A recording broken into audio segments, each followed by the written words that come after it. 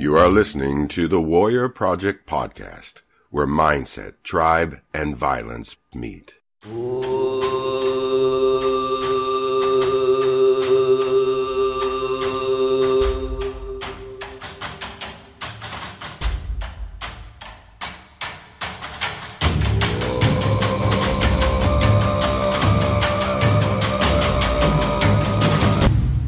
My name is Justin Garcia, also known as Master Chim.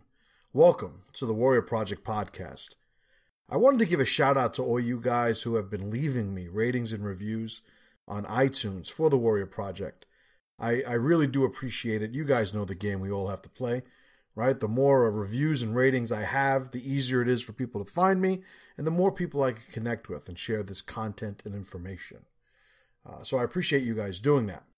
All that being said, let's get to today's query. So today's query, should a warrior forgive?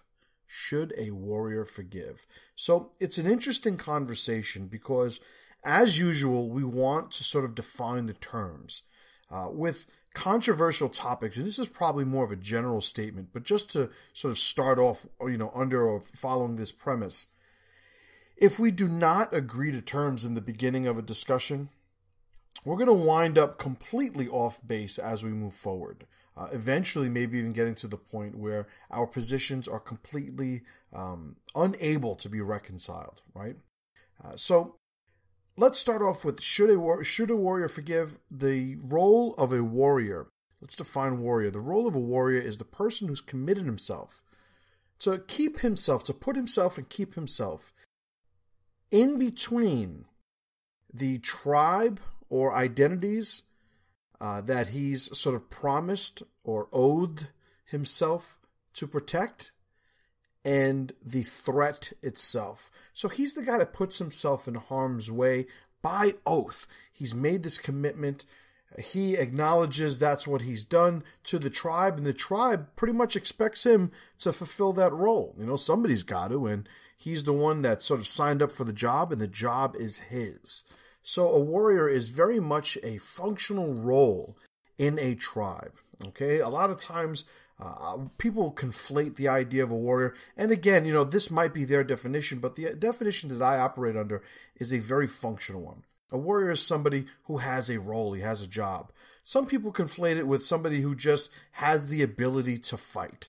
Somebody who just, has sort of either the natural ability or has trained himself to be able to do physical damage to other people in physical battle. And it's such a sort of subset of all the things that I would say fall under the heading of what a warrior identity is. But I want to avoid that problem right from the beginning, right? So should a warrior forgive? First off, we define warrior, and he's the person who fulfills that role. So next, forgive. Right? The word forgive, the idea of forgive, what does that mean?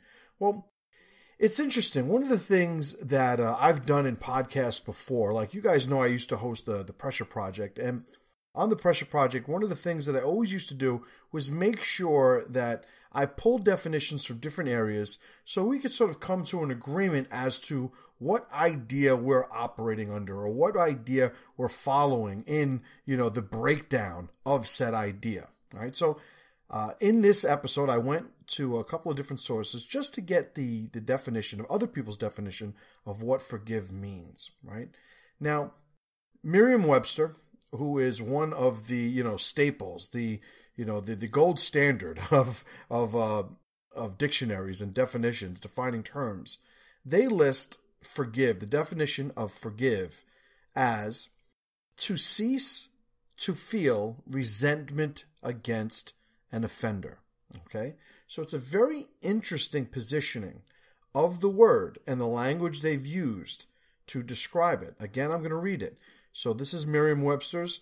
They define to forgive as to cease to feel resentment against an offender. Okay? So now I went to Wikipedia to get another definition, and you guys, if you're not familiar with Wikipedia, the difference between a Merriam-Webster's resource and a Wikipedia resource is that Wikipedia has its participants able to edit and really change the content of its pages. So I found that little observation to be coincidental, if not curious, in that they define forgiveness as the intentional and voluntary process by which a victim undergoes a change in feelings and attitude regarding an offense, lets go of negative emotions such as vengefulness, with an increased ability to wish the offender well. Okay? So if that is not a sales pitch for Turn the Other Cheek, I don't know what is, right? So they've sort of put a bunch of stuff in here, and I'm not going to spend the whole episode talking about it, but it is important that we look at what happens to words and how people, once they start to begin to control language, really start to undermine the integrity of the function of our society. Okay? So again, the definition experts, Merriam-Webster, they say to forgive is to stop feeling resentment against the person who offended you, right? To stop feeling resentment. So Wikipedia, however, not the definition experts, by the way, they say forgiveness is the intentional and voluntary process by which a victim, so you're automatically a victim, they use the term victim, undergoes a change in feelings and attitude regarding an offense. Regarding an offense. So not the offender, they go through this change regarding what actually happened to them. And they let go of negative emotions, right? Feelings that you feel when you are offended are bad, and you eventually let go of them to not be vengeful. And you also experience an increased ability to wish the person who did it to you well. Okay? So, for those of you that know me, know how much, just to what degree I think this definition for forgiveness is complete and utter nonsense. So, rather than sit here and just make fun of the probably liberal-leaning editor of said page, and I will say, it is curious, I'm just throwing this out there, you can go right to Wikipedia to check it out. I think it's Forgiveness, I think that's the name of the page. It is cited, right? So this definition has a citation. And when I followed the citation, it's to a social science report done by UC Berkeley. So I'm just going to leave that out there. Okay, so rather than just harp on this the whole time, let's actually get into what I feel forgiveness is. Well, there's three main things that I want to discuss in terms of forgiveness. Well, number one, forgiveness is functional. As with every single component of how we sort of design our interactions, the dynamics in a social setting, it has to work, right? It has to work. Now, if it doesn't work, aka it is dysfunctional, then eventually you will unravel and break down the integrity of those social alliances from their very core. Right? So everybody will eventually stop getting along. We will stop pursuing progress in a general sense. We will stop becoming more powerful. We will be moving in the opposite way. We will be moving toward chaos. We will be undermining all the positive things that have allowed us maybe to get to this point in the first place. And we will really start to break down our ability to be productive, right? So forgiveness, if one chooses to forgive, it has to be functional. Okay, it has to work. So whatever, at this point, whatever you define as your forgiveness formula, right, it needs to work. If scaled up to a large degree, if everybody followed your forgiveness formula and society wound up, collapsing, then obviously it is not a functional formula. However, if it is either something that removes a negative effect or maybe even increases a positive effect, your forgiveness formula, then maybe we could say it is functional, right? So that's number one. Forgiveness has to be functional. So number two, forgiveness should remove dysfunction from the forgiver, but not absolve the forgiven of the consequence of his actions. Okay? So I recall a couple of days ago, I had shared a story of a father whose son was murdered by a couple of young punks. In the courtroom, I don't know if it was during sentencing, what have you, he gave, he was allowed, to say a few words by the judge, and he used the opportunity to express his forgiveness to the young man who killed his son, and actually wound up embracing the man in court with a hug, and and all the feels were high, and everybody felt all positive and gooey inside, as they tend to do, right? It's why people watch chick flicks, right? You just need a good cry. Like, that whole component of the human psyche is something that is sort of installed. All of these little instances of complete nonsense, in my mind at least, right? And I would say that this is one of those cases. So forgiveness should remove dysfunction from the forgiver, but not absolve the forgiven of the consequence of his actions. Okay? So if this father, and I'm going to use this father to sort of flesh this out a bit. If this father, because of the hate, because of the pain, because of the anger, because of whatever negative emotion that he is experiencing, and by negative emotion, I mean an emotion that is undermining his ability to be productive. If any of these feelings are sabotaging his ability to live, his ability to fulfill his oaths, his ability to grow, his ability to lead a positive, fruitful life, if any of these feelings are sabotaging his ability to perform those actions, well, he needs to make sure that they dissipate to the point where that functional activity, that functional behavior is once again present. Okay? But the point I make here in this number 2, right, the second point, is that it cannot ever absolve the forgiven, right, the offender, of the consequence of his actions. Okay, so let me go back to the Merriam-Webster definition of what forgive means. They define it as to cease to feel resentment against an offender. Okay, very interesting observation. So there's somebody who, they're not going to drive these definitions, at least not inherently, at least not to, a significant degree. They're not going to allow politics, philosophy, inconsistency and whatnot to sort of find its way into their definitions. They're looking to break down words according to their roots, almost formulaically, almost through the mind of a mathematician. Right? That's how a good definer of terms, right? A scribe of defined terms is going to conduct himself. And they say to forgive is to just stop feeling resentment, right? It's to sort of get those negative feelings out of you and stop experiencing them. Whereas Wikipedia, or somebody who is not so objective, somebody who has not dedicated himself to defining things to the most rational, logical, etymology, right? Etymological. I always have trouble with that word, but to the etymological root of that word. In Wikipedia, they have no such obligation. They're not interested in maintaining that integrity. It's really not their job. And it's interesting that they define it as this process where the victim sort of becomes better. He becomes better. He stops feeling all of these things, but then he's also in a position then to actually wish the offender well, So it's not a matter of removing just these feelings of resentment, as Merriam-Webster defined it, but it is also, it is experience only a victim can forgive, right? Because they embed that term into the very definition. If you're in a position to forgive, you're a victim, number one.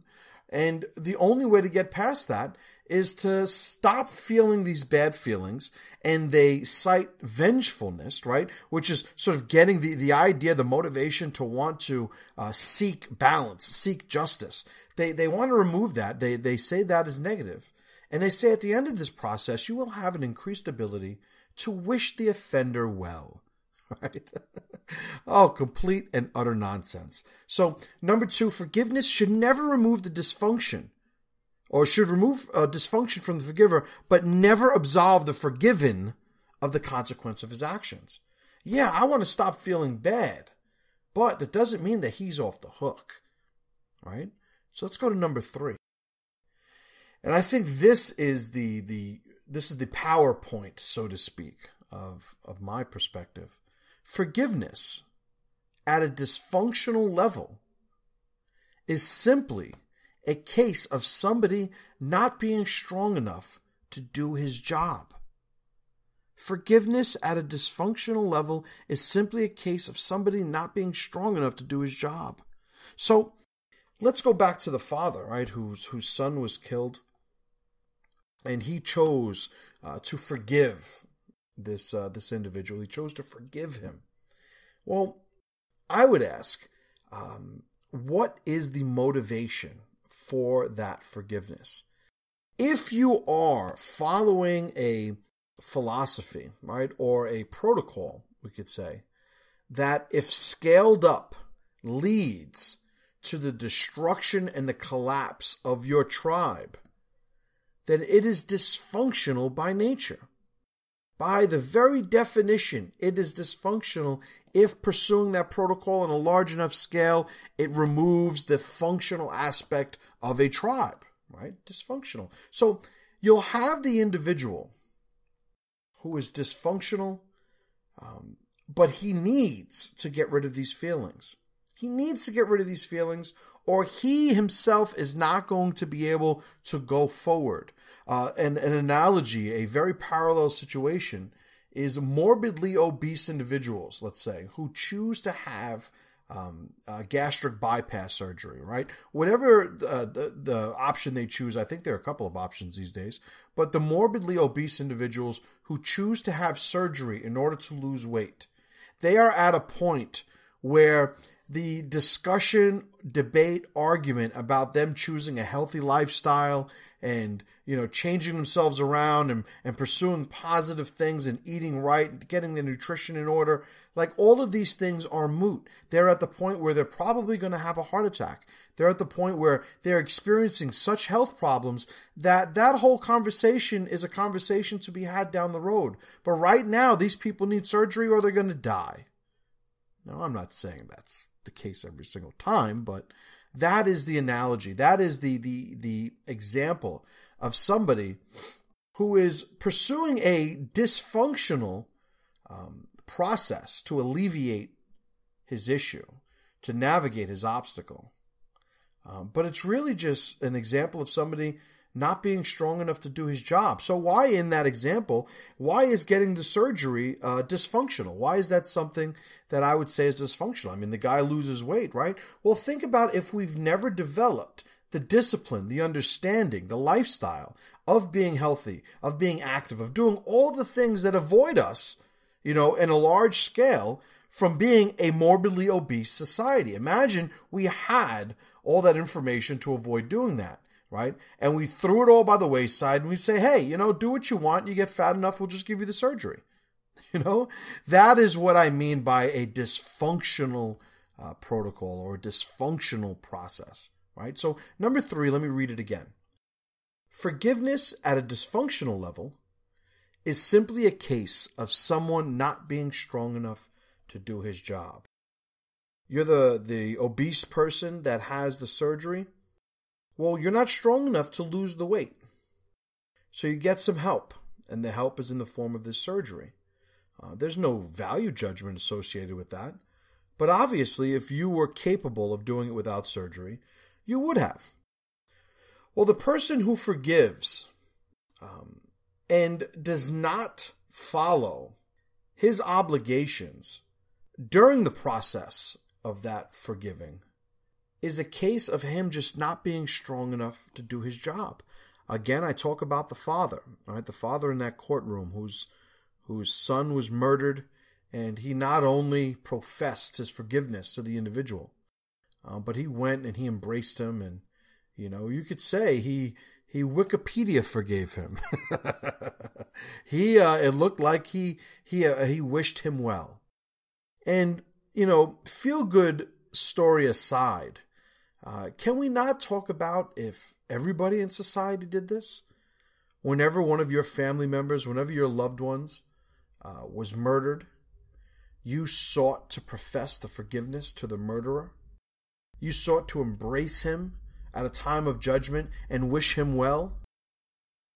What then would incentivize such negative, murderous, bad people from continuing to do whatever they want? What would stop them? Right? It's almost foolish to design any personal philosophy or protocol by a individual example, by some anecdotal example of, well, this happened to this guy, so I'm going to create this sort of general golden rule regarding said situation. It's foolish because we know that there's so much variance in our experience that if we want to talk about a general philosophy, we want to talk about these general protocols moving forward, it's really, a matter of, well, let's scale this up number-wise so that we're looking at enough examples to see what this is going to do on a large scale, right? The morbidly obese guy who's about to have a heart attack and is so depressed he's about to maybe hurt himself because of his obesity, let's give that guy a surgery if we're looking to preserve his life. But now if everybody did it, what type of society would we be, right? And this is what I'm referring to with this individual. It feels good to see a man forgive the murderer of his son. It feels good. But is it good? Is it actually good? Who's it good for? The other members of his tribe. Do they look at that individual and say, okay, so if somebody murdered me, you're just going to move past this? The murderers, the future or would-be murderers, they're people or persons looking to take advantage of another individual or group. If they now, from afar, from the other side of the battlefield, so to speak, see that there is no consequence from the individual, or that the individual is happy to sort of defer the consequence to a third party, well, what's the incentive to them not honoring and respecting the individual? It's simply whatever respect they have for the third party. But if they think they can get away with it from the cops, doesn't matter if I killed your son, you're going to forgive me. I just got to make sure I don't leave any fingerprints and DNA, and then I'm good, right? Visit MasterChim.com. MasterChim.com will send you to the Master Chim letter. The Master Chim letter is my daily morning email. I write it every night. It goes out every morning. Since I started this, I have not missed one day. I'm actually a little proud of that. But I've gotten a lot of positive feedback. Sometimes I share some content. Sometimes I give you guys updates on either events that I'm hosting or projects that I'm doing. Sometimes it's sales and incentives and what have you. But if you want to stay plugged into the world of Master Chim, the Master Chim letter is where you'll find that. And you can go to masterchim.com, put your email in, I'll never share it, and it'll go out to you every single morning. I appreciate you guys spending time with me and checking out this podcast. This has been one of the, I'm looking at the timeline here, probably a little bit of a longer one, longer than usual. But it's a topic that is very fresh in my head, having just experienced a bunch of discussions and debates on it. And I know you guys are busy, and I know hanging out with me is something that you invest, into me and my content, and I appreciate it. But I will talk to you guys next time. Remember, warriors, someone believes in you. Prove them right.